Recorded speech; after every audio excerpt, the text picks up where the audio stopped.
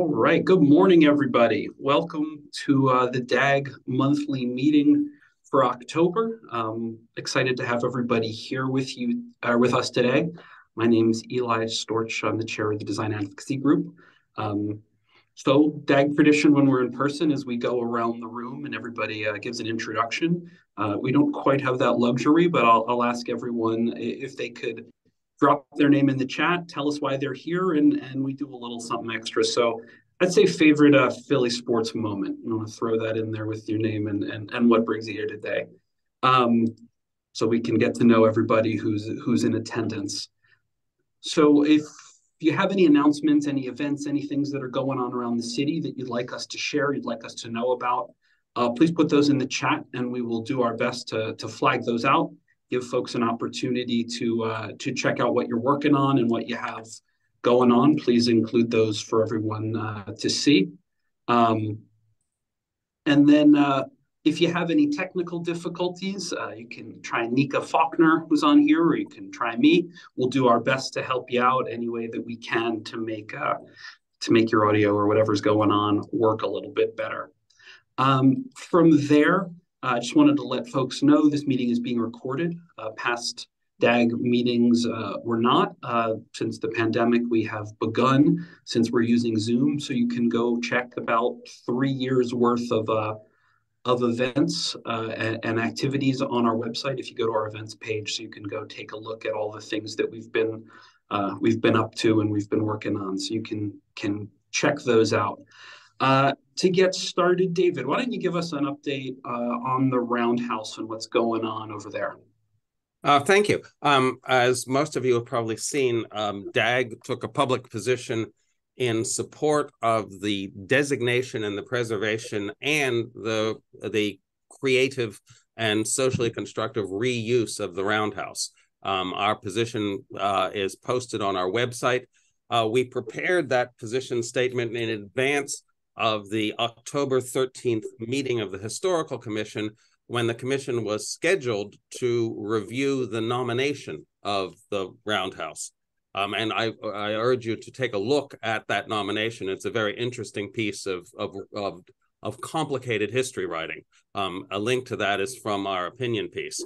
The Historical Commission, without explanation, withdrew the nomination and rescheduled its presentation and review till next March. This was without public explanation. We are, of course, will continue to follow this story and continue to advance our position with respect to this as the administrations change. And that's really it. I have put in the chat one promotion. If you're interested in what's happening in the gigantic Linwood Hall mansion in Elkins Park, there's now a preservation organization devoted to reactivating that site, and they'll be making a public presentation about it at Beth Shalom Synagogue in Elkins Park on Sunday, October 29th. And if you go to bethshalompreservation.org, you'll find that. Thank you. I dropped a link to both our piece on the Roundhouse as well as our March 2023 DAG monthly meeting. There's a link to the YouTube where we had a really interesting conversation about the Roundhouse. So go check that out. We are busy here as we run towards the end of the year. I wanted to share a couple of special events. Tomorrow, Sherelle Parker will be joining DAG at the Center for Architecture for a sit-down conversation with Emmanuel Kelly, one of DAG's steering committee members. So please get there early. Sherelle Parker will start tightly at 4. She has other commitments, so we're going to try to make the most of the time we have.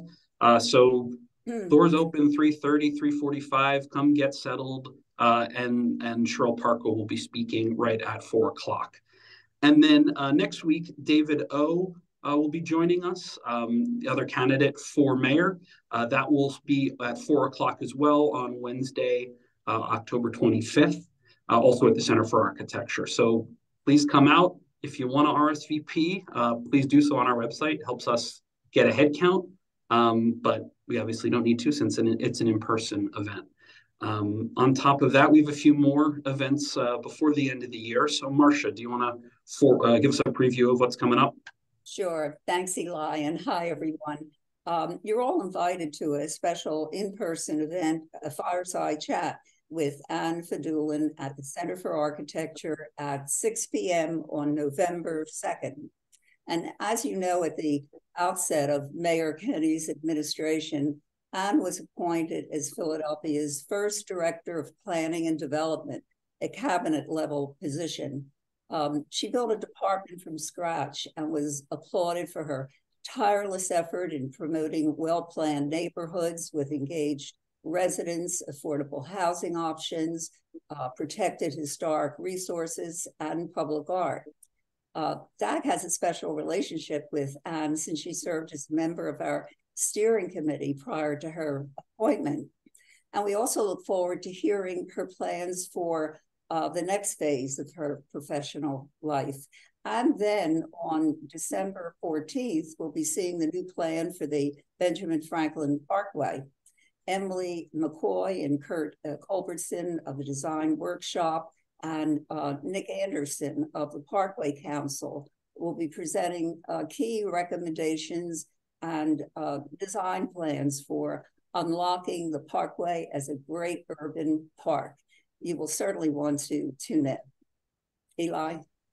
Wonderful, thank you. So those are all up on our website under the events page, on the splash page. Go sign up. We'll get you as many links and updates as we can to help you attend those.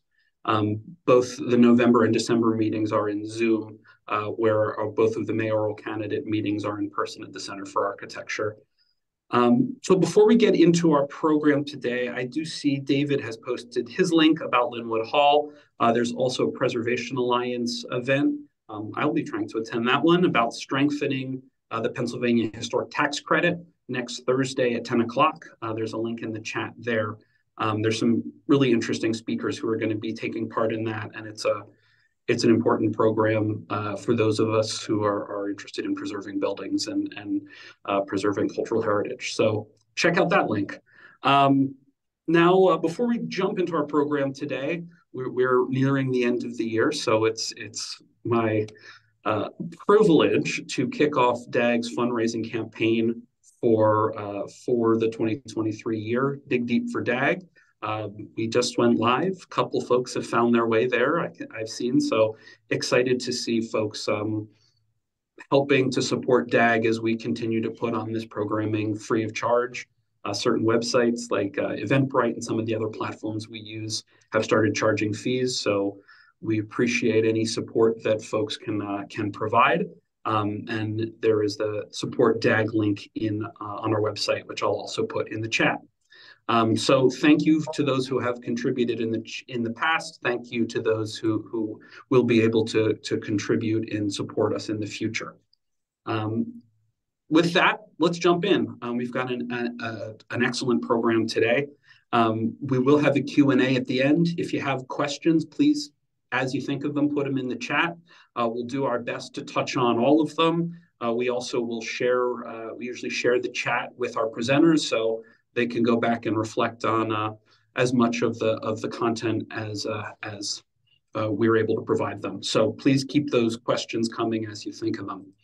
So with that, before we jump in, I really want to thank the team. There's many of them on the phone today who helped us put this together. There was many moving parts, so thanks to everyone who made this opportunity possible.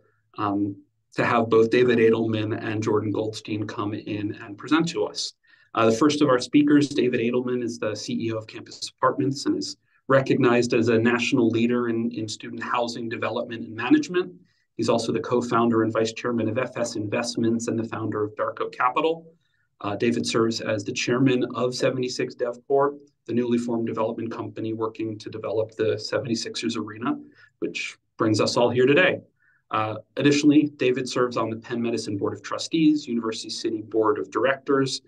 He's the chairman of the Jewish Federation of Greater Philadelphia and past chairman of the Philadelphia Holocaust Remembrance Foundation. We spearheaded the development of the Horwitz-Wasserman Holocaust Memorial Plaza on the Ben Franklin Parkway. Joining David is Jordan Goldstein, co-firm managing principal of Gensler. Globally, he's a member of the firm's board of directors. and is an award-winning architect who uses design to help clients unravel complex problems and craft relevant solutions that evolve their businesses and brands. Jordan has provided design vision and leadership on projects that range in scale from China's Duke Kunshan University campus to Marriott's new global headquarters outside of DC and many others. And Jordan attended a little-known architecture school called the University of Pennsylvania that I'm sure no one on this call has heard of. So welcome to both of you. I'll share the slides here, and just please let me know when you want the next one. Will do. Well, look, thanks, Eli, and thank you everyone for having Jordan and I today. We certainly appreciate the opportunity to talk about 76th Place and give you some more details. We announced the project a little over a year ago, broad vision and the concept. We knew there'd be lots of questions and details to work out, but I think since we announced this almost 15 months ago, our group has done over 85 meetings and conversations with community groups, government, institutional stakeholders, really to share, kind of our vision, but also get critical input, which has been really valuable. I do want to apologize. I know the group Eli and I had a conversation a couple of weeks ago. You guys had reached out when we first announced this, and it was too early for us to kind of meet with all of you and knowing the questions and details you'd want to see. I'm sure you can appreciate that. It's not typical for projects to be announced nearly 10 years in advance. And so in doing so, we wanted to wait until we had more meaningful things that we could show you. And I'm happy that we can do that today. I do want you all to keep in mind, since you're all design professionals, that, these are still very much conceptual and continue to evolve with more testing and more feedback as we go along here. And so far, the feedback we've gotten has been really valuable. And we'll talk about some of that feedback today and how it's evolved the plans so far. And we see this as another opportunity to engage with stakeholders, and hopefully your feedback, I have no doubt, will be valuable, and we'll continue to incorporate that.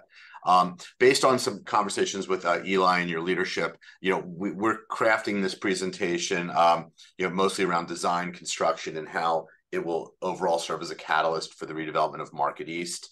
That said, if there's other questions, we can address those towards the end. I think we'll keep the focus of the questions to those topics, as Eli has asked us to do. And with that, we'll get started. And I think obviously the areas of focus of this presentation and our general presentation are this.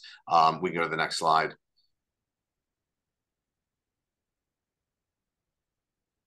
And all of you, again, I'm kind of excited to have design and development professionals kind of as my audience today, because I'm speaking a language that many of you and most of you speak on a daily and regular basis. And so what I said in the onset, we want to work with local stakeholders to help design and shape a vision. This needs to be a project that contributes to an area that benefits visitors and current residents alike. This next one's been very important to us. We've talked about it a lot. How do we create economic opportunity for small businesses and communities of color? The last one, wearing my Sixers owner hat. This is very important to me, and I know it's very important to our fans. Hopefully, a lot of you are fans and can relate to this. We go to the next one.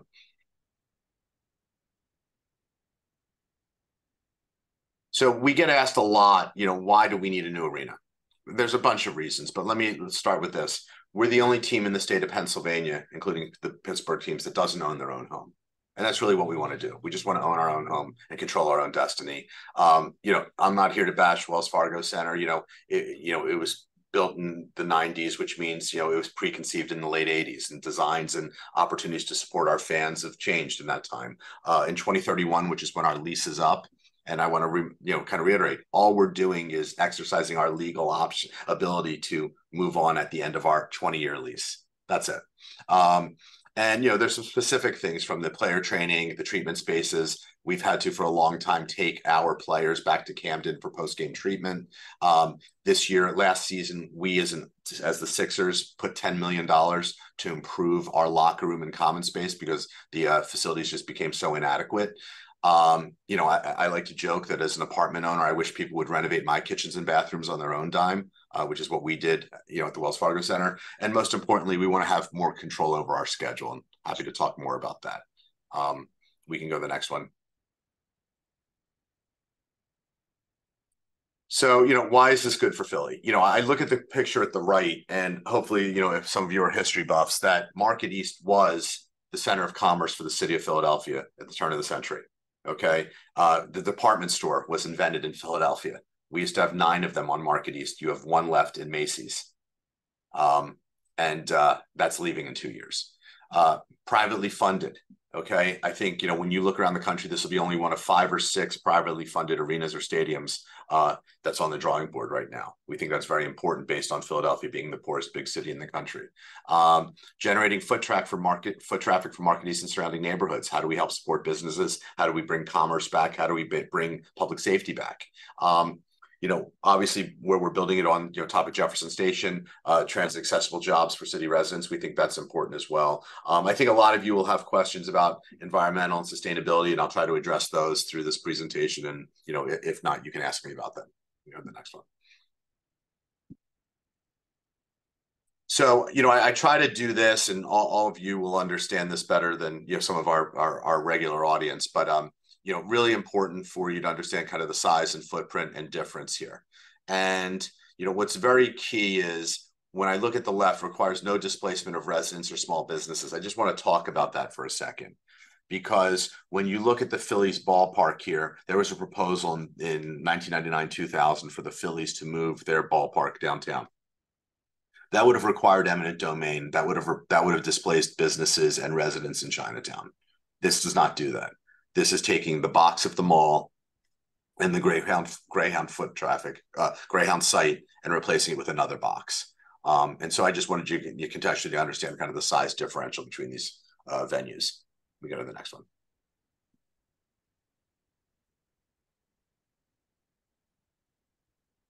Yeah, we can go to one more.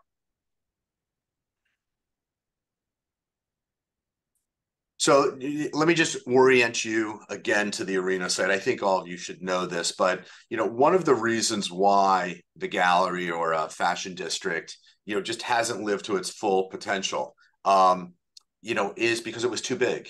One, and I think a lot of you as design professionals would agree, it feels like a suburban mall that was transplanted downtown, in my opinion.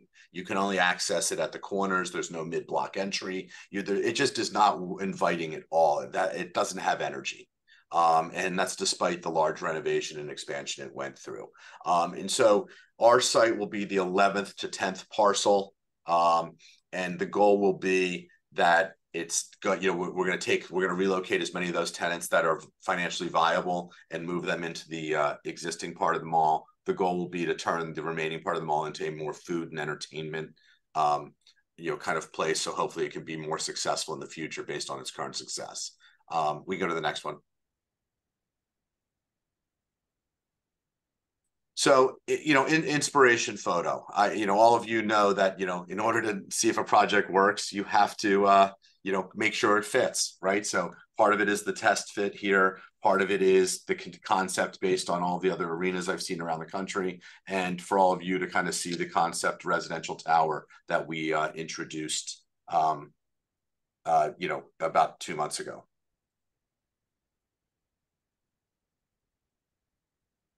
We go to the next one. And I'm going to turn it over to Jordan in a second, but I think, what's really important to me is I talked about how uninviting I feel the mall is personally and how it lacks energy and vibrancy. And so it was very important for us to jump in here and make this have energy all the time. And so what's really important, and we'll talk about this again, is the ground floor level is a bunch of things are accomplished. If we do this correctly, it will be activated 7 days a week, and it won't matter what's going on inside. And, whether it says a 76ers game, Harry Styles concert, or it's just public art on days where there's non-events there, the goal is to have that energy all the time at ground level.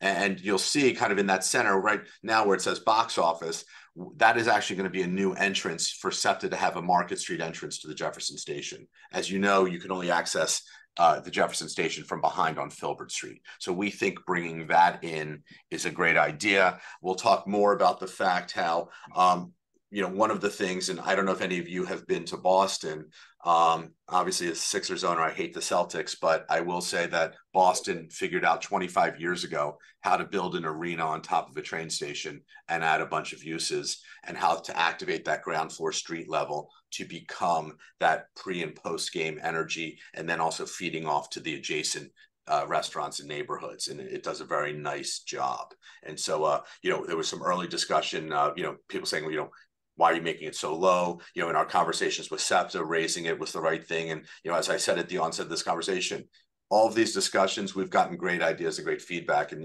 I'm excited for yours because we keep making the project better. We can go. Jordan, you want to jump in and just talk about the ground floor a little bit and the energy?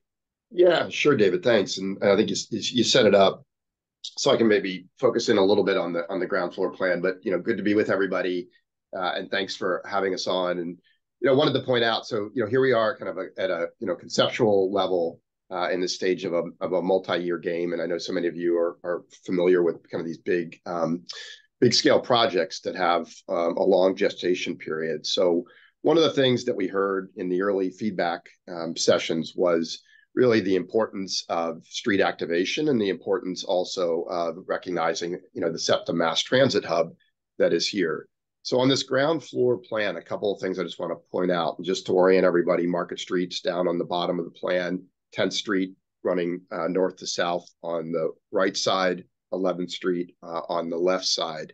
And this is really that kind of island block right now that, has that portion of the mall, the westernmost portion of the mall, that you really kind of can't penetrate. You kind of have to walk around. So with the idea of SEPTA and accessibility, it led to a conversation about, can we really create multiple access points? So lifting the arena event floor and the bowl up creates a ground plane where the SEPTA stations, which are highlighted in the kind of that orange color that you see there, that's the existing SEPTA stations. The double height platform that you see where the X is over to the left, and certainly the entry areas on 10th Street that many of you are familiar with. And the idea being is that there is these multiple points of accessibility, not just from 10th and 11th, but also connectivity from Market Street, as David was mentioning, with an atrium entry that comes through. There's something that was visible in the prior image that shows itself here in the plan. Is the thinking is that there's a Market Street atrium, glass front opens to Market Street itself, multi-height, atrium, but that promenade that starts there connects north and through, so that there is that connection to transit, during the days, but also provides retail opportunities both outside facing around the arena and also inside facing as well. A couple other quick points on the plan. Filbert Street. So Filbert Street is going east to west and has that kind of SEPTA intersection at the top right there and top left. So what we're stitching through here is that we're calling it kind of the Filbert Street promenade, which connects all the way across. And the idea being is that 365 days a year, there is this ability to pass through this site. Game days, non-game days, different ways to access it. The red is the retail that you see. And we're even looking at how can we also work arena program to think about how that retail can spread itself around to engage the street, activate it on the outside, and then also activate it on the inside. I think we can go to the next one. And one thing I wanted to point out, is that we are benefiting from a massive existing below ground loading sites that's been set up for the mall. So you enter this up on like 8th and Arch in a sense, and you're coming down already, and there's been a loading street that is running east to west below the 3 blocks of the mall. This is for all main truck access. So this gives us an opportunity from a loading standpoint to not have the traditional loading docks that arenas have, to serve their event floor. We're able to have that below ground, so there isn't that kind of backdoor scenario. So what you're seeing in gray below ground is that loading infrastructure that's already there. It's adjacent to the SEPTA station and platform that is, to the right. In the Market Street arrow that you see there, so this is cutting through the arena. It's a section perspective cut through where you're seeing that multi-height Market Street atrium that I mentioned that connects through, to retail, that was heading north. And then the event level and the bowl of the arena is lifted up. So that's what you're seeing, that's hovering above the retail. The event level in purple, the backstage area is the main concourse that's up with a view out over the Market Street atrium and out towards Market Street itself.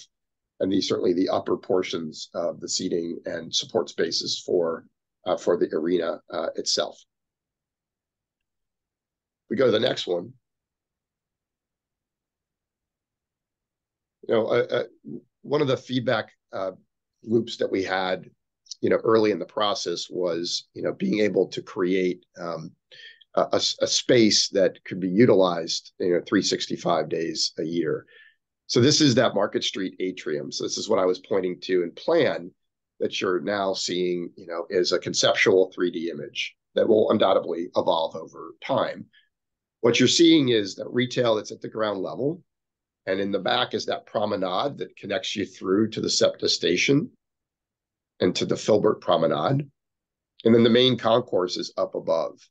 Behind us would be this glass wall that's to Market Street, multi-height. So right now, when you walk along Market Street and you look at that third block of the mall, it's really, an opaque wall surface with egress doors and a few retail, areas that are actually retail entranceways that are actually blocked several times of the day. And you can't penetrate it. You can't go in, circulate around it. So here, the idea being that you're able to walk through it, and certainly on game days, activated at a totally different level. People coming in, utilizing the retail, and going up, to the bowl. Non-game days, being able to have that retail accessible, have kiosks, being able to have people move through, whether that's for transit or even for other events. Go to the next one. This is that Filbert Street Promenade. So this is coming in off of 10th Street. You're going through the glass doors, and you're looking straight across to 11th Street is on the other side. The SEPTA transit station is to your left. That's coming in, going down. Going up to the arena is over to your right, with retail, that's facing you on either side, and then also turning that corner and heading towards the Market Street atrium. So the idea being is that we're lifting that, when we're lifting that atrium up, creating that activation that isn't just on Market Street, and the corners of 10th and Market and 11th and Market, but bringing that around and making that part of this Filbert Street experience as well. If you go one more, I think this also illustrates this is another section cut. And I think this further, accentuates the loading conversation that I was mentioning earlier. So again, loading is happening, all below. We were looking at it, we can get over 24 trucks below ground. So if you think about it, I was actually in Baltimore a couple of weeks ago looking at the redone urban arena there, where loading is at the ground level, at the street level. And they were teeing up the first night of a concert. There were 30 trucks that were on the street. Here, they would all be below ground, and they would be coming in off of 8th and Arch, not anywhere immediately around the arena. So a couple other things I want to point out here. You see 10th Street, to the left of the retail. So 10th Street is actually like it is now, traveling north to south, but there's a bridge that existing bridge that connects the blocks of the mall at one level above street. So we're going to utilize that bridge as a second front door of the arena coming from the mall side. So it's really, I'll call it more of an elevated atrium that allows you to come in, brings you to, whether it's to a club level, to main concourse level, or to the levels up above. All those are open into this atrium. So it's another way to come in. The interesting thing about it, looking at this urban site is that, when we're looking at, and we've been involved in other arenas before, and you're trying to get everybody in from the ground level, here we have the advantage that we can bring people in at multiple points. You can bring people in at the ground level. We can bring people in and through to the site up above one level through this bridge connection. You have existing parking garages, 2 of them that we can actually bridge in and connect in as well. And then you also have SEPTA coming in, and you can bring in those that are coming to this venue, whether game day or not game day, coming in via mass transit that are coming from, in a sense, below and coming up to street level. So multiple access points.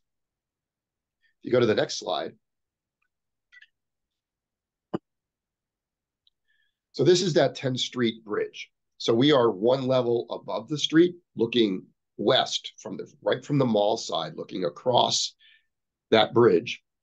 And there's the existing extents of the bridge. So this is not building anything further to the north, not building anything further to the south, existing extents, and creating that vertical atrium that connects you into these different levels of the arena. And it's a space that can be utilized non-game day as well. So whether that's for, an event or for, gathering for a particular milestone or celebration, can be utilized in that foreground that you see right at the bottom of the image. If you go one more, and then this next image is one actually we've been continuing to study, and I think this will continue to evolve, like frankly all of this will. This is the 10th and Market Street view, looking at the southeastern corner of the arena. That bridge that I was just mentioning, that atrium experience, is really to the right there. So you're seeing 10th Street continue again under like it does now, and you're seeing all those access points to the different levels of the arena. To the left, you're seeing the Market Street atrium that I mentioned earlier, that David first alluded to in that earlier image, with the idea that this being glazed, all the way up. So it's something that can be, it's transparent, it's visible, and it can be activated at different times of the day, certainly vis-a-vis the program happening, inside. The corner that you see, one of the things we've actually been studying is actually pushing that corner in a little bit more, and actually creating a little bit more of a gathering space at the 10th and Market intersection. So rather than just being sidewalk, putting it in, creating a little bit more queuing space, a little bit smaller, of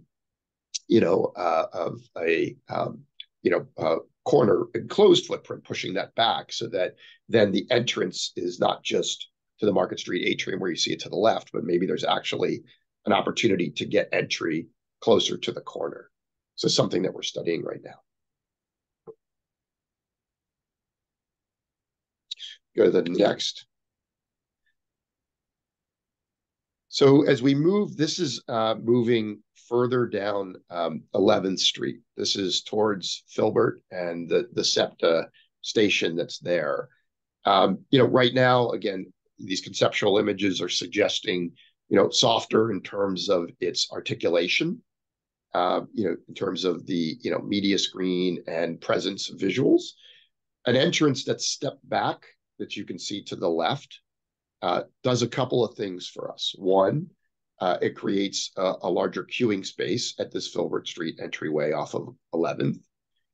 It also allows us to get some more natural light, not just from the street side of the 11th Street SEPTA facade, but also turning the corner.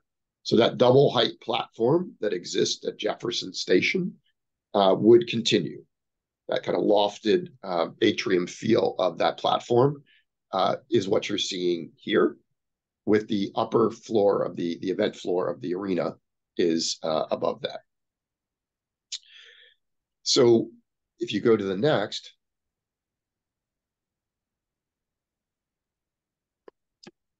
I think David and I can both talk about this one, but I think, this is that event floor lifted up, but an approach of really trying to create a more intimate fan experience in this bowl.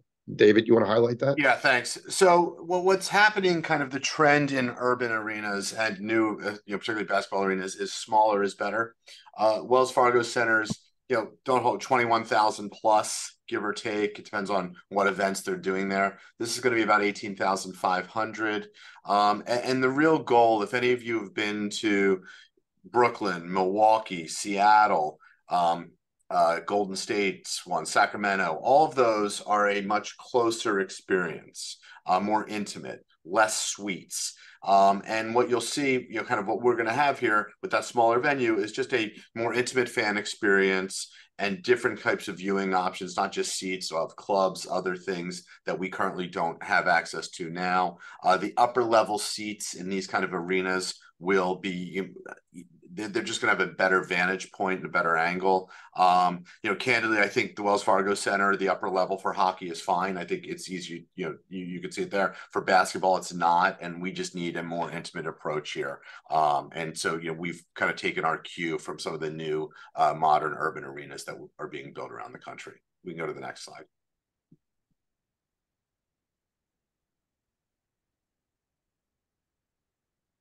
You want to do this one, Jordan, or doesn't matter? Yeah, sure. Yeah, so I know there's been some questions to date on sustainability, and this will continue to evolve. I think one of the key things that we're looking at here is, with an urban site, how can sustainability be twofold? One, in how we think about the building, but two, how people are utilizing, interacting, and accessing the building. So certainly, creating a scenario where transportation and mobility is thought about differently is a key part of this, right? So the idea, of being able to, integrate with the existing SEPTA network is key, so people can get from point to point. The other is looking at from a series of I think design studies to come. How can we look at both embodied and operational carbon footprint with regards to this? So how we build, what are we building with? Okay. And then also thinking about how can we utilize, for instance, you saw in one of those earlier image, ancillary and power options. So for instance, PV and what the offset would be there. And then also with regards to, transparency and opacity and materiality, what materials that we're thinking about in terms of their carbon profile. Go to the next. Okay. Dave, you want to hit on transportation? Yeah, let's go to the next one, please. Thank you. So this is a really important slide because I think, people are, keep wanting to understand, and we'll talk about kind of how people act, where people are coming from and all of that. But, one of the important things that we did is there's a company, and maybe some of you have dealt with it in your professional career, called Placer AI. Placer AI takes anonymized cell phone data and tells you where people are, and it can be retailers generally use it for it can give you demographic on an anonymous basis. The red dot that you see in the center of your screen is the Market East location. The black circle down at the bottom is the Wells Fargo Center Sports Complex. This is taken an hour before our game, okay, of where our people started, okay, before they made their trip down to the Wells Fargo Center. We've been able to back that data up through Uber. Uber has a division that allows you to access their data, okay? And 45% of Uber riders are coming from Center City. And so we'll talk about that. Because I want everyone to understand the mindset of who our customer is, our season ticket holder, who our fans are, and where they already are, and then where we're having them travel to today. And I think what's important to understand is that, pre-COVID, almost 48% of our season ticket holders lived or worked in Center City. Okay, which means they were already there, their cars were already there, starting, the day before a game. We can go to the next slide.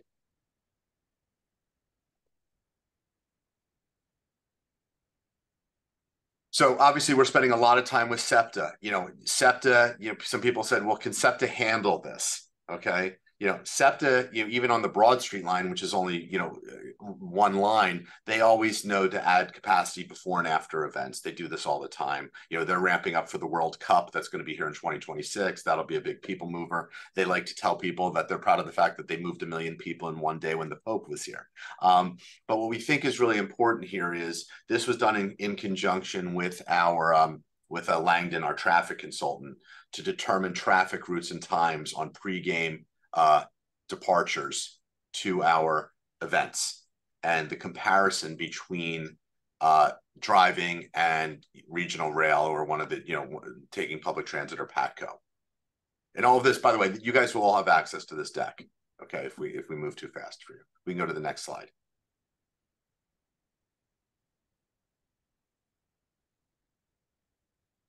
So, this is important that, we know that, 50% of our season ticket holders will either be walking or taking public transit to our games. Okay. We've already engaged, a collection of our current season ticket holders. We have the demographic data of where they live and work. And we also have data on how other urban arenas are functioning. Okay. So I think that's important here.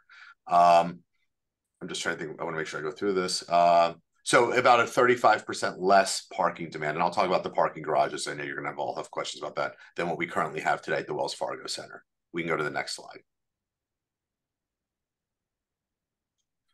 So I don't know how many of you went to the sporting events the other night, be it the Flyers game, the Phillies game, or the soccer match. And so I do this slide, and let me just bear with me a minute while I kind of tell you the methodology here.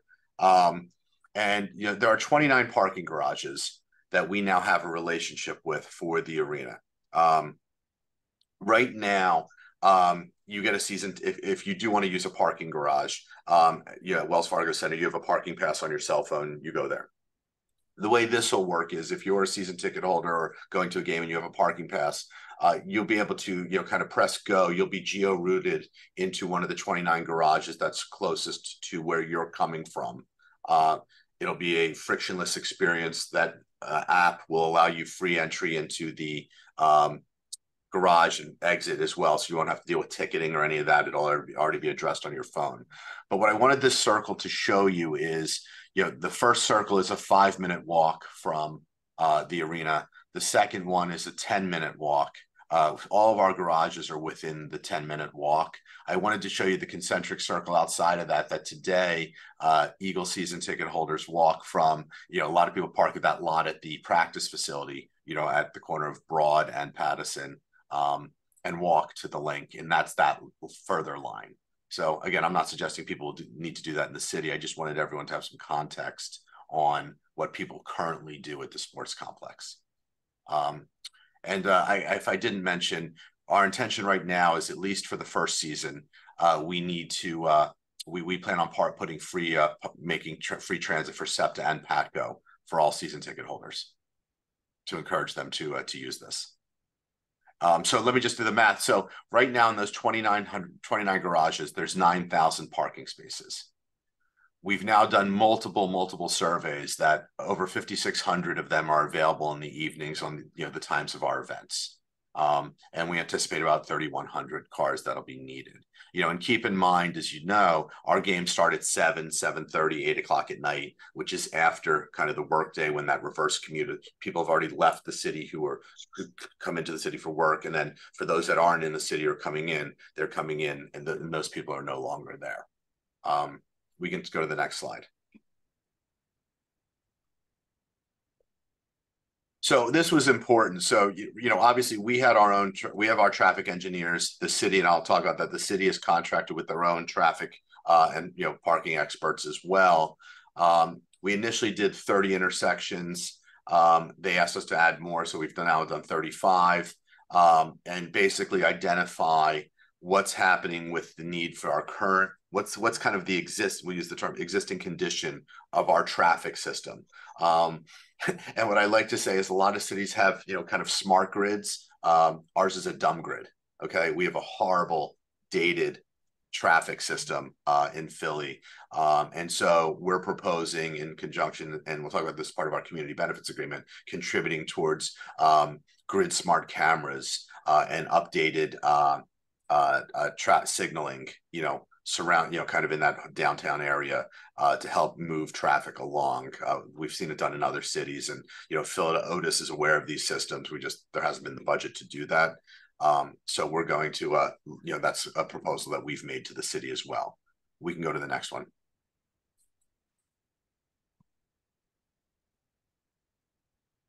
Okay, we can keep going.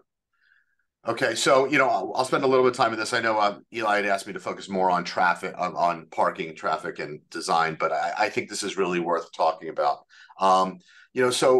First off, like I'm sure there's gonna be lots of questions about community, things like that. Like one, I want to say I view Chinatown as a gem and I want to preserve it. Okay. And I think there are things that we can do that we'll talk about through our community benefits agreement, but also through public policy in the city. One of the things that we think would make sense for Chinatown would be the consideration of a historic district. Okay. That we think, and I'm sure maybe some of you even talked about that, but let me talk about this community benefits agreement. One is this will be the largest in the history of Philadelphia, $50 million. Okay, by comparison, when Live Casino did theirs, which was, I think, the previous largest, that was about 2 million. And I think Hilco is negotiating one right now that's a little bit larger than that. But it pales into comparison this. And $50 million makes it also one of the largest in the country for a sports and entertainment venue, contributing back to a municipality. So I just want to give you the scale of how serious and intentional we are of trying to make a difference in our adjacent communities. And so, basically those meetings that I've had with various community groups and nonprofits that's helped us kind of form what we think we can do to make this a win for everybody. This shouldn't be a win for the Sixers or the arena at the expense of adjacent communities. That would be an epic failure. And that I have no intention as a lifelong Philadelphian of seeing that happen. I do think people have to understand what what's the realm of possible and what's the realm of different, whether it's, I know there'll be questions about Chinatown. We want to preserve and help it, but if you compare Chinatown communities across the country, and this comes up in our, conversations with Chinatown, they're in decline. COVID has taken a nasty effect on many of those communities around. We want to help stem that tide. We want to help be a catalyst for affordable housing in the Chinatown community and adjacent communities in the neighborhoods, and use some of our capital to help small local developers that might be well intended to do affordable housing, but just don't have the, that final capital there to do that. And so, we think that's important. Local businesses. We intend on making an arrangement with local Chinatown businesses and Midtown Village and other businesses to advertise those businesses in the arena on game days, to help promote them, to help offer partnership savings. So maybe your ticket gives you a discount at one of the local restaurants. We've offered to the Chinatown business owners to open up some of those businesses in either the arena or in the retail on the ground floor. And so, like, how can we make this work for everybody? How can we create these partnerships that work well? How can we then talk about the greater neighborhood? Okay, my business, if Campus Apartments, I'm in University City. In the 90s, this was a tough place. We had a lot of public safety issues. We created the University City District. We did, created a clean and safe program. We did a bunch of things here. So Chinatown doesn't participate in the Center City District for their street cleaning. Those are things we've offered to help provide. We've offered to invite, updated lighting, cleaning, public safety. We've offered to put a public safety substation in the mall. Hopefully we can convince the next administration to make it a police station that we would subsidize, that we've offered. And so I think it's really important to understand that we're being well-intended here. I do think there are some people that talk about DC and what happened down there. So let me just spend a minute on that. What happened in DC is very different than what is happening here. In DC, the developers of that arena used eminent domain in conjunction with the city to decimate, a Chinatown that once had 3,000 people, and I think they have down to 300 right now. But it's, that's not what's happening here. We will not use eminent domain. We're taking, a current entertainment complex and replacing it with a new one. And candidly, we're taking a dying entertainment complex right now and replacing it with a new one. And so, I've heard people talk about Chinatown, and I just want to say what happened there. Eminent domain, in some cases, might be a great tool. It was not a great tool in what happened in DC. We have no intention of using it. We don't need it. Between what we have for the mall site and the Greyhound site, and let me just talk about the Greyhound site. The Greyhound bus station had notified the city and the Commonwealth that they were vacating well before we bought or controlled that site. I think there's some misinformation out there that says that we are the ones who chase them out, and that's just factually inaccurate. So I just want to make sure everyone's aware of that. But, my pledge here, and I've said it on every call, we will not go into Chinatown for any development or acquisition unless we're asked to. If you want us to come in and help with some affordable housing or help with some, small business retail initiatives to help small businesses stay and create capital for that, we will definitely do that. But I think for us, it's important for you to understand where we're coming from here. We can go to the next slide. I talked about a little bit about this, that, one of the things we've talked about is, funding safety ambassador protocols, upgrade street and pedestrian lighting, security cameras, and daily street cleaning. I talked about the substation in the mall already. We can go to the next one. Affordable housing. So we had talked about, how can we make an impact and lead by example? And it took us a while to design this building because, the NBA does not allow you to build a residential building directly on top of an arena. But we were able to work with them that this plan will be acceptable for the NBA. And basically where they're coming from are security concerns. And so, in working with them, we like the fact that we can create some energy there, people there. And, we're proud of the fact that 20% of the units will be, set aside for affordable housing. We think that, and I'll just give you my personal opinion, I would love to see more residential on Market East on the south side. I don't think we showed you the pictures here, but when you look at what's going on the 900 block to all the way through to 11th Street on the south side, it's vacant retail with the exception of the Tax Place, the Popeyes Chicken, one or two other places, and the CVS at the corner of 11th and Market. That should someday hopefully be, residential, medical office associated with Jefferson and things like that. But I don't believe that that happens, nor do I think it's financeable today based on the current condition of Market East. Based on the decline you're seeing, all of the lenders out there, they read the newspapers, they see that Wawa left Market Street. They see that Target left 11th and Walnut, a year and a half into their 20-year lease. They see that Starbucks left the corner of the Marriott, on the Convention Center Marriott there. And so I think that, the goal will be to create a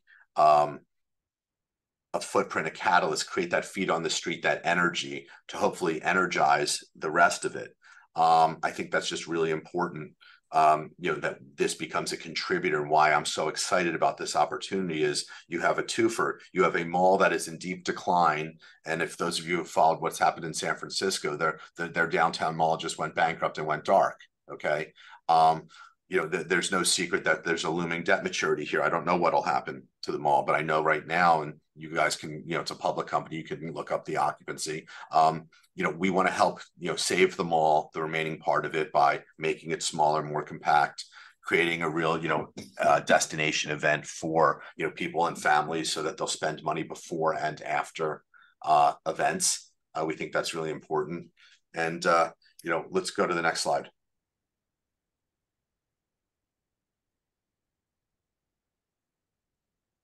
Okay.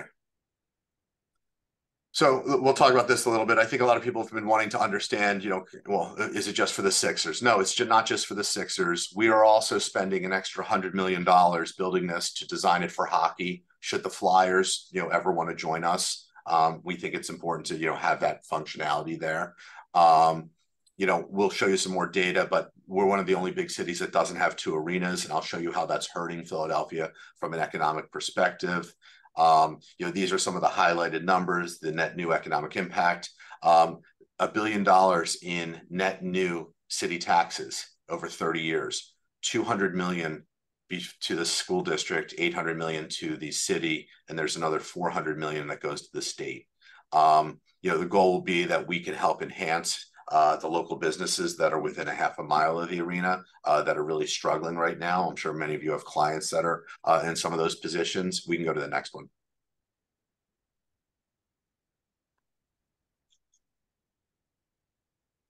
This is where the kind of the market is. Okay. Before, Sacramento is a great example that, arenas were built outside of urban areas. They were subsidized, and they were just destinations. And that worked for a long time. But then you look, for whether Sacramento, who's done a great job, and it's interesting, the Sacramento arena is also formerly a mall.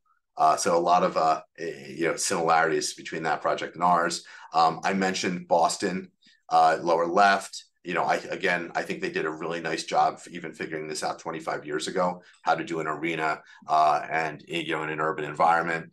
San Francisco is really amazing what the Chase Center did. It's across the street from a hospital. Interestingly enough, they only park 900 cars on site there. The rest is all public transportation or rideshare. Yeah. And David, if I could just jump in real quick. Yeah, when we did the work at TD Garden, and some of you are familiar with it, it was taking an arena and a mass transit and really recognizing how do you optimize the experience and make it more than just a game day.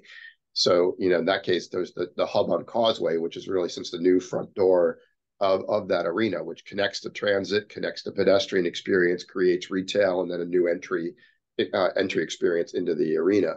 When we did Chase Center, Chase Center is a project where, in a sense, you can see it a little bit in the image that's there.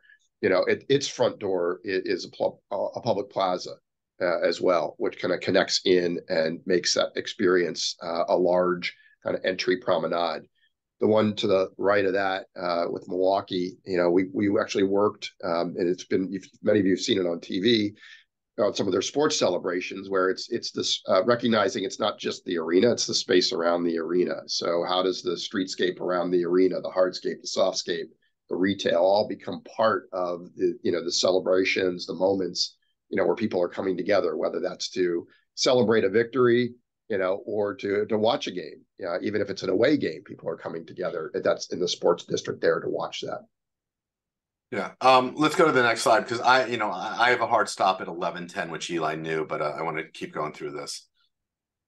So the next couple slides I think is really important. So 28 of 30 NBA teams play in downtowns. It's only us in Chicago. Philadelphia will be number 29. So I like to say that Philadelphia, we're all creatures of habit, don't like change. If I was proposing to be the first urban arena in the country, I think that would be tough to swallow. We will be number 29. We can go to the next one. This is really important, okay? This is the crux of everything here.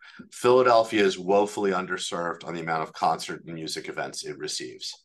We align with Raleigh, North Carolina right now, okay, at that 73 number. And, we anticipate that we will be, based on the largest promoters, Live Nation, Irving Azoff, and other music promoters, that will be 150 to 160 concerts very quickly with 2 arenas. So it's actually a rising tide for the whole city.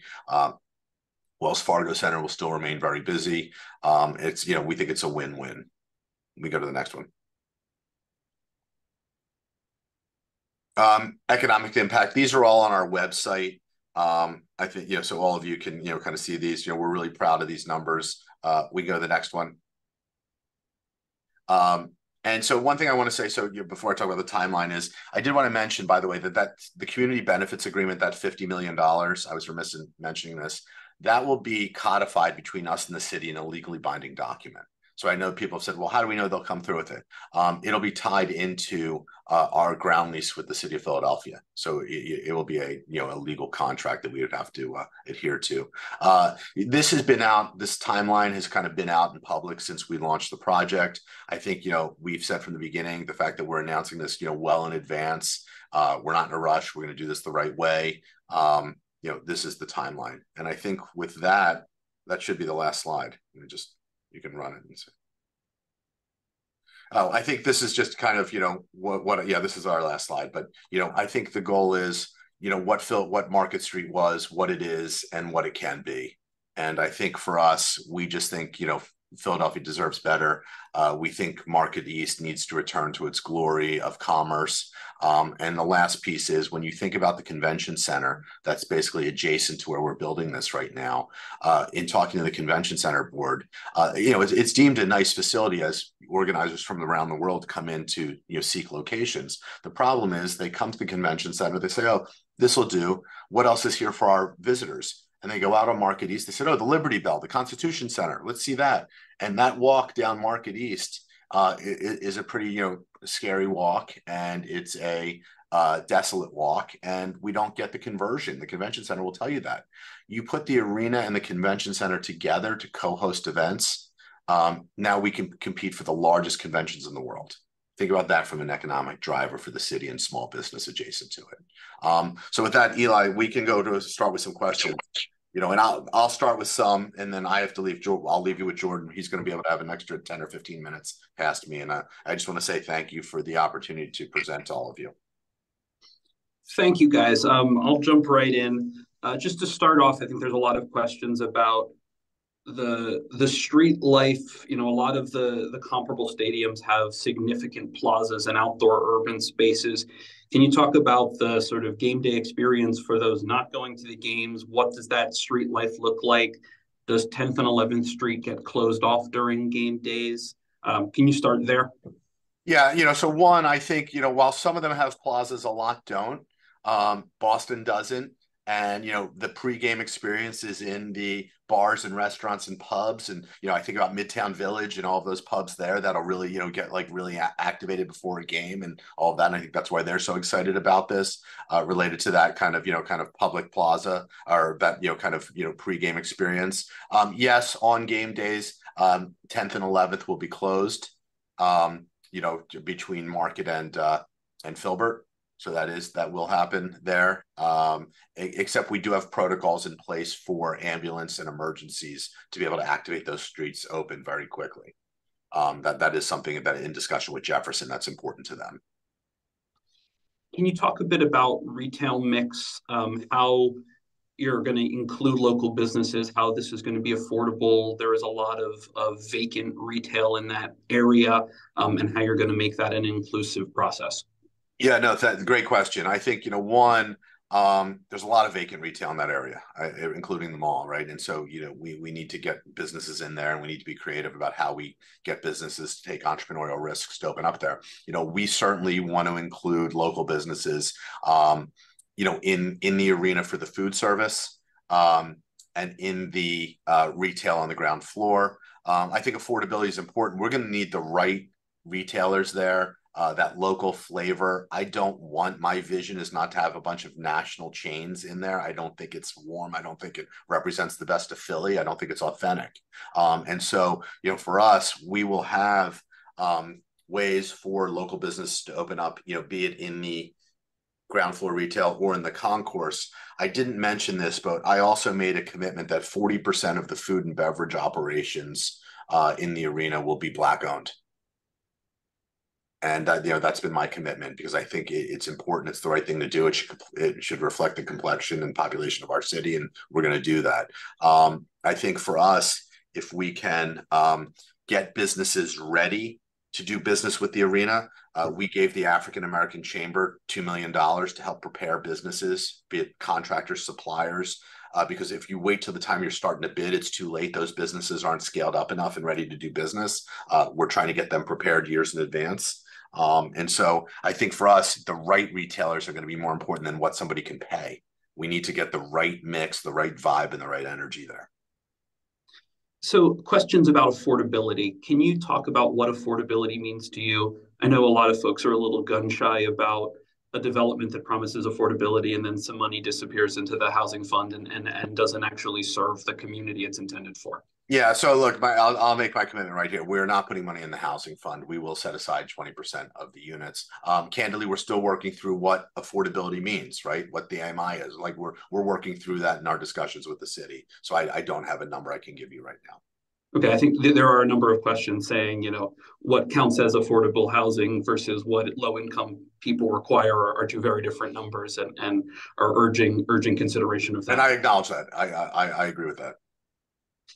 So one question about sort of the sense of place and the development here. We have Market East that has their digital billboards. This building is covered with a lot of digital billboards.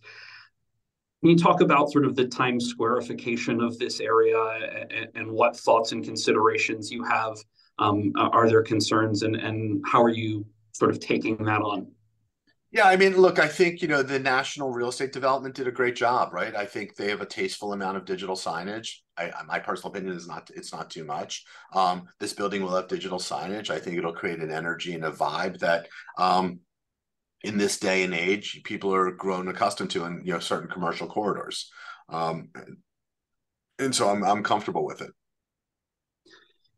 In terms of keeping, giving away Filbert Street to a private venture, that's a significant commitment from the city. Can you commit that those are 365, 24/7 open to the public, and that this is accessible space? I think there is concerns about buried retail that isn't terribly functional, and that sometimes it just isn't open to actually be a public amenity. Yeah, so we have committed that will be open to pedestrians 7 days a week. The answer is yes. And by the way, the retailers are going to aren't going to agree to want to be there without that too. But yes, we've made that open 7 days a week. Wonderful. Sorry, can you talk a little bit more about the state of the mall itself? Have you acquired the entirety of the mall, just this particular piece of it? How is that relationship going to continue? Yeah, and so the seller is a public company, so I want to be careful on. But what's been described is we will purchase the arena site that we've outlined with you from the mall, but then we will be a 50% owner of the mall going forward. We want to be able to have influence over that, for the lifetime of, our ownership of the arena. So we think that's important to have, be able to participate and also put the capital in, with what's needed. And I would just add that as tenancy changes over time in retail, it allows, retail mix to be more, associated with food and beverage and opportunities to benefit the overall arena area as well. So a couple more questions, David, while we have you. As you've been studying parking, how have your parking studies been not just about the Sixers crowd, but about making sure that it is not affecting the parking stock for the Chinatown business community? I know that's something that, Chinatown is already challenging when it comes to parking, and how have your studies taken that into account? Yeah, so one of the things we're in discussions with the Chinatown business community is doing something that's similar to what you've seen in South Philadelphia in the community there, where they have, resident stickers and things like that, where you make sure that people can't park in on-street parking, things like that.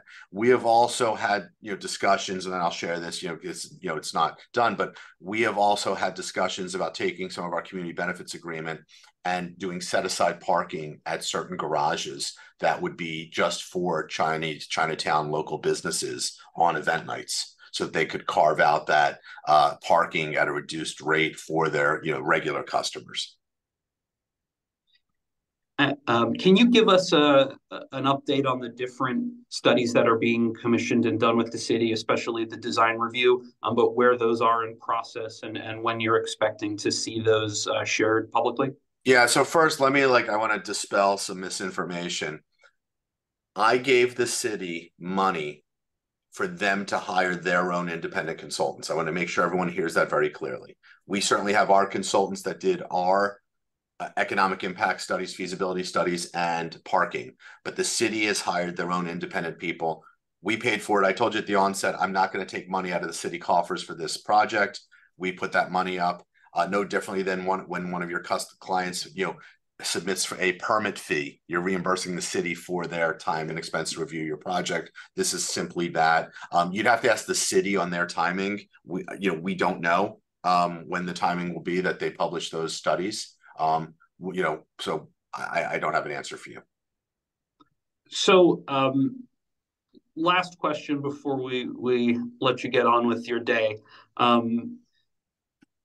Why not another stadium in the sports complex? Why not another arena in the sports complex? And have you explored other sites in addition to this one?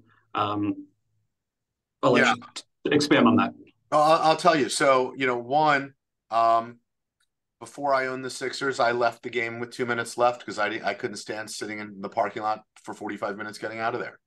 Two, I like the experience I have in other cities of being able to go to dinner before or after a game and walk to a restaurant or bar and have a drink. I don't get that benefit here. Some people say, well, Xfinity Live. And, to me, that's not the experience that, our season ticket holders tell us they want. And three, I care about the city, and to be able to do something that can redevelop a dying part of the city, to me, is a win-win. So the answer is I looked at other sites. None of them have the transit infrastructure. 5 years ago, the Sixers looked at doing something at the waterfront. That was before my ownership and before I was involved. I thought that was a terrible idea. There was no public transit. There was no accessibility.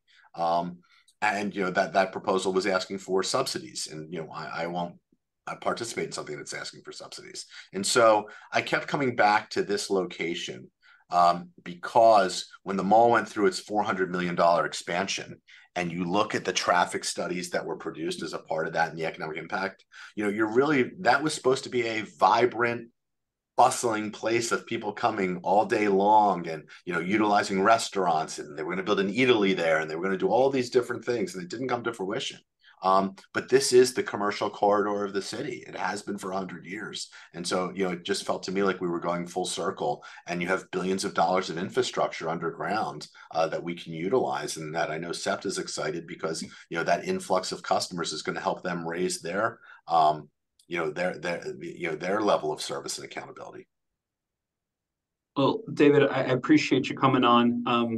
We're going to beat up on Jordan for a little bit longer, but I hope that you'll come back and join us as things progress and conversations continue.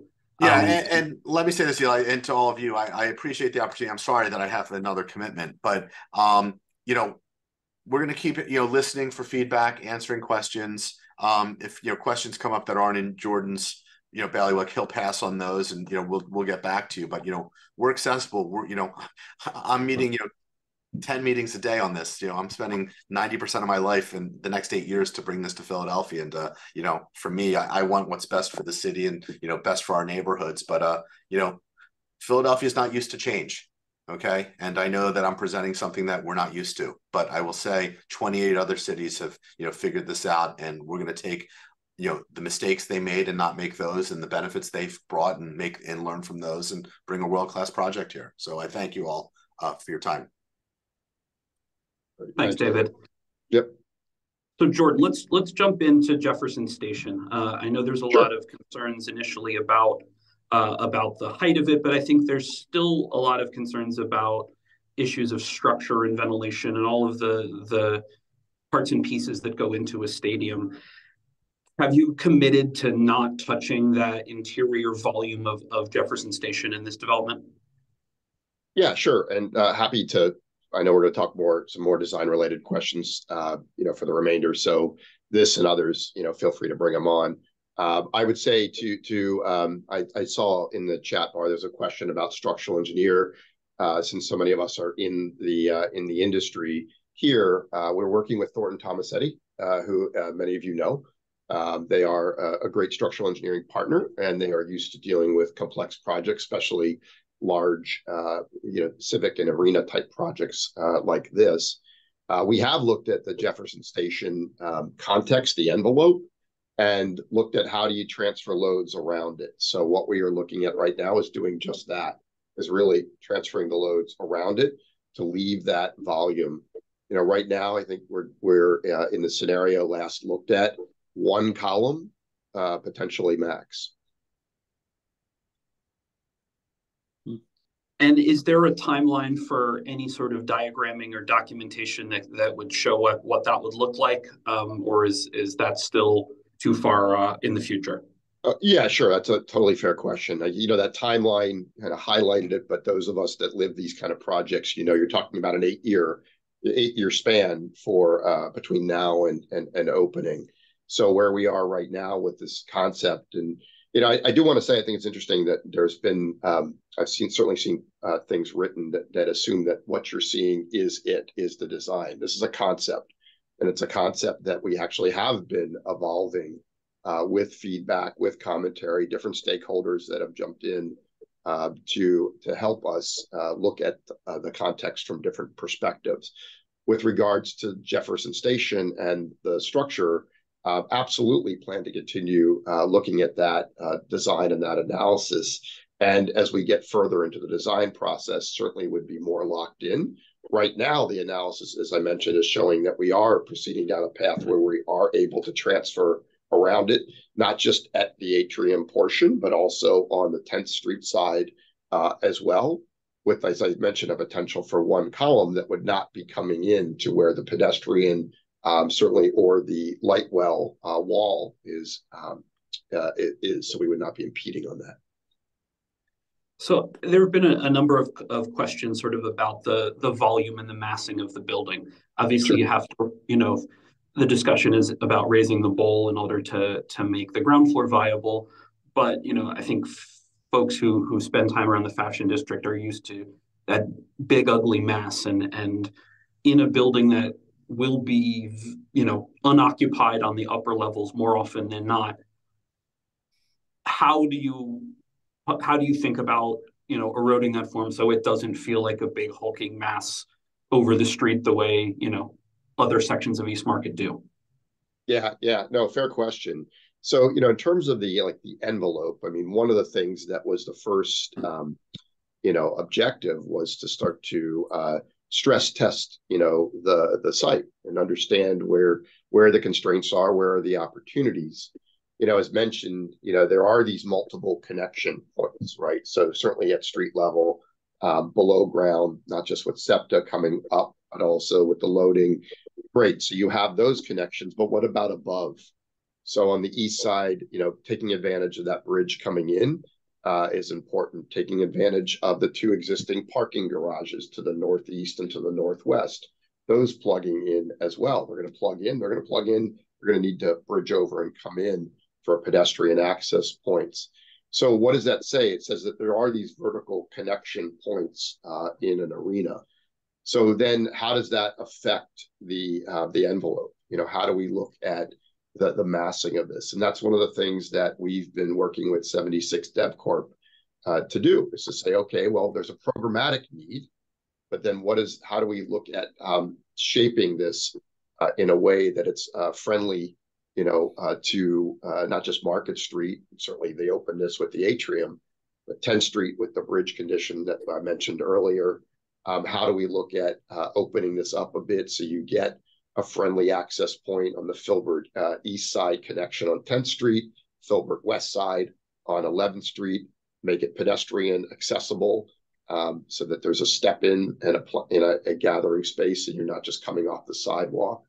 And then what is these, with the residential piece that David mentioned, how does that work in as well with the massing of this? So it doesn't, fight to the corner to create even more mass, for instance, on the northeast or northwest side. Judy Fagan just put a comment in the chat. Articulated street level equals urban design 101, a key failure of the mall that should not be repeated. I just thought that was worth putting on. I wholeheartedly agree, and I remember when I first went out to the site with this project in mind, and I walked around this block, and I walked around this block many times over the years. But what seems to be happening is it is an island. I mean, you walk around it, you do not walk through it. And then even the mall, some of the retail access points that are currently there, like I tried to go in, but I wasn't allowed in. I had to go in through the mall, and they were letting me know that they weren't utilizing their street level retail access. So it feels like there's an opportunity to rethink that.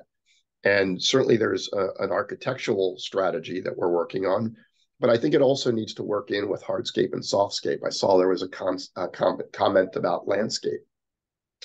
I think there's landscape strategies that need to be thought through here, and we haven't gotten to that point about thinking not just at the street level, but certainly you saw the roofscape. There's a fifth elevation to this building, that is certainly going to be seen given the taller buildings that are existing and around it, and certainly other development that could come down the road. So I think the streetscape is very important, but recognizing right now is that the streetscape is uninviting, not welcoming, and frankly, in many cases, not creating a safe condition.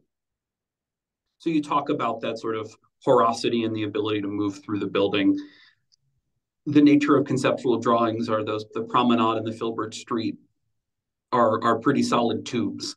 How are you going to make those active, lively spaces that are both places people want to be, but also are not cacophonies of noise? And Philadelphia has experience with weird indoor retail that really doesn't function.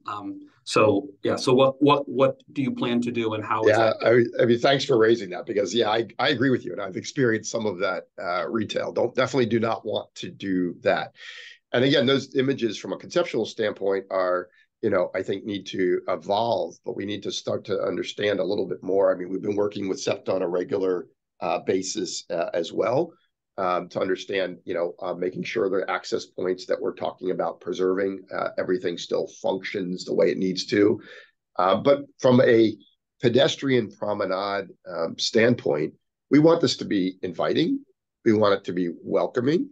We want it to have the right mix of retail, but also I think we all know, those of us, that are living this every day from a design standpoint, from a lighting standpoint, from a material and finish standpoint, it has to be something that's hospitable.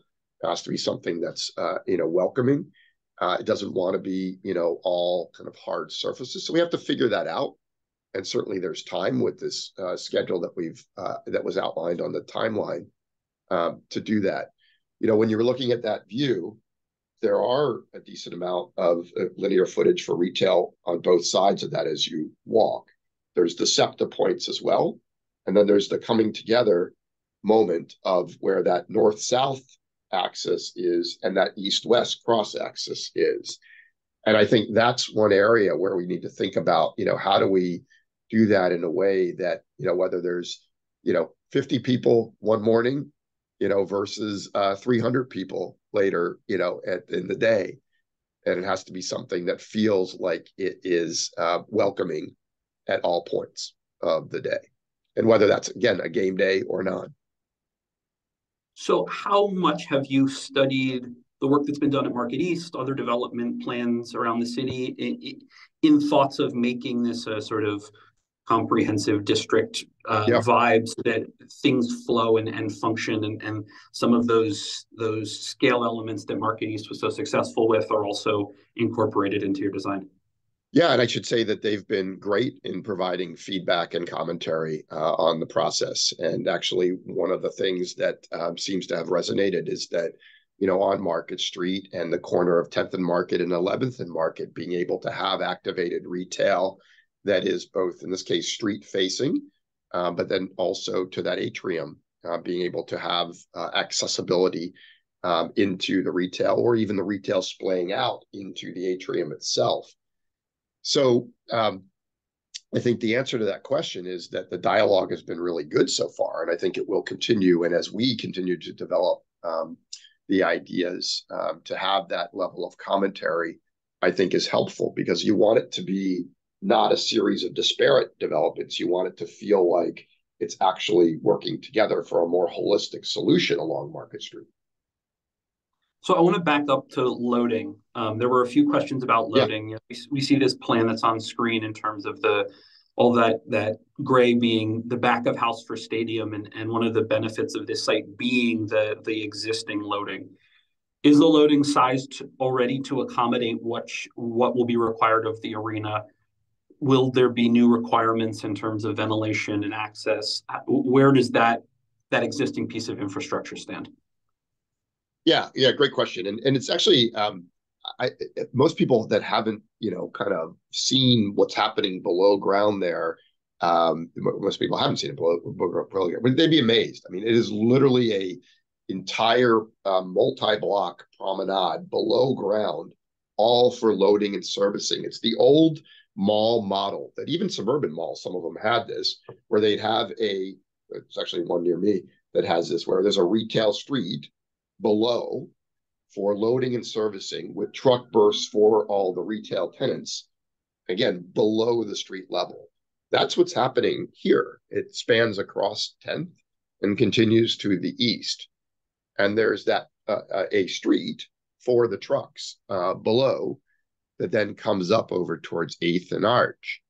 So we're tapping into that and utilizing not only the area we have within this block, but that existing loading street, that loading corridor, and those truck berths to use for queuing and staging and load in, load out of events. So that's happening, below ground, which I think is, again, as I mentioned earlier, you don't have that kind of conventional back door of an arena like so many do because of this inherent beneficial site condition. Some of the gray that you see that's adjacent to the retail is that vertical core that would get you from that loading below to your event level above, and that's all, different types of vertical transport that allows, the stuff that needs to be transported to be able to move vertically. And that's happening kind of within that zone, which means that then you can have the retail like we're showing, and potentially even, additional distribution of that as the design morphs. It also means that you can have those pedestrian access points like we have on Market Street, 10th and 11th, and even, the access points, for instance, to the residential lobby, up on Cuthbert, and retail at Cuthbert and 10th. So the answer to this may be no, but with David mentioning that the ownership group is taking over a 50% stake in the rest of the mall, have you done any studies of that existing structure in terms of future overbuild potential as part of a grander development? Yeah, it's a good question. Not too much, no. I mean, certainly suggestive, but I think it would be, kind of inherited as us as creatives and designers to show potential, but it's something that's not been really part of scope as of yet. I do think that, that certainly as we've looked at it with the team, it can't be underestimated the benefit of that bridge connection that exists over 10th Street. That's a large existing bridge. Right now, if you walk through it, you walk through the concourse of the mall, but the retail that flanks it is closed off. So we can't really perceive how much space is actually there. And I do think not only for the atrium access points that I mentioned earlier that we're showing on that bridge, but I do think there's a lot of opportunity down the road to think about how that area connects in to the mall and what retail is really there, and how does that become an even stronger second front door, to the arena, and what does that mean for the future tenancy of that mall and future development of some of those spaces. Wonderful. Yeah. No, that's fine. Yeah, I just, we're at our time limit. I wanted to honor everybody taking the time to come out and chat with us today. We will be collating these questions. We'll share them with you and with David. Thank you for everyone who's been contributing. They've been flying by faster than I can capture them. So I apologize if I missed your question. We will make sure to collate them and share them with the project team so that they have an opportunity to see them. I just dropped my email in the chat. If you have more questions for me or to add to the list, or just come and say hi, feel free to drop me a line there, and we'll make sure to convey all those sentiments up to the project team. So Jordan.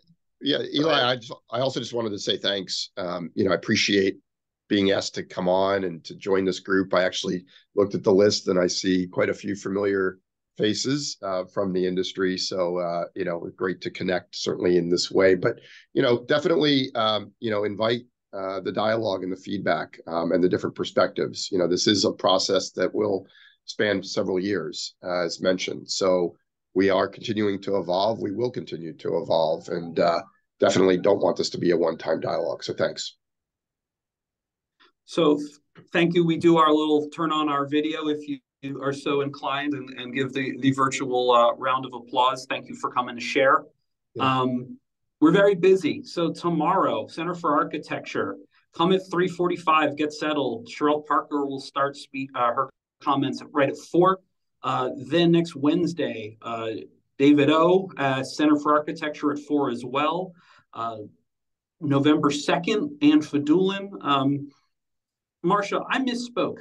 November 2nd is also in person. So come have a glass of wine with us and hear the some of the commentary there. Our own George Claflin's going to be moderating that discussion, and that'll be a really good one. And if you are so inclined, throw a few bucks our way. It is very much appreciated. It helps us run not just all of this programming, but also support our wonderful DAG Fellow program. So thank you, everybody. We will be posting this on our website in the coming days, as well as sharing these questions. So there will be more to come, and everyone have a great day. Yeah, thanks. Take care, everybody.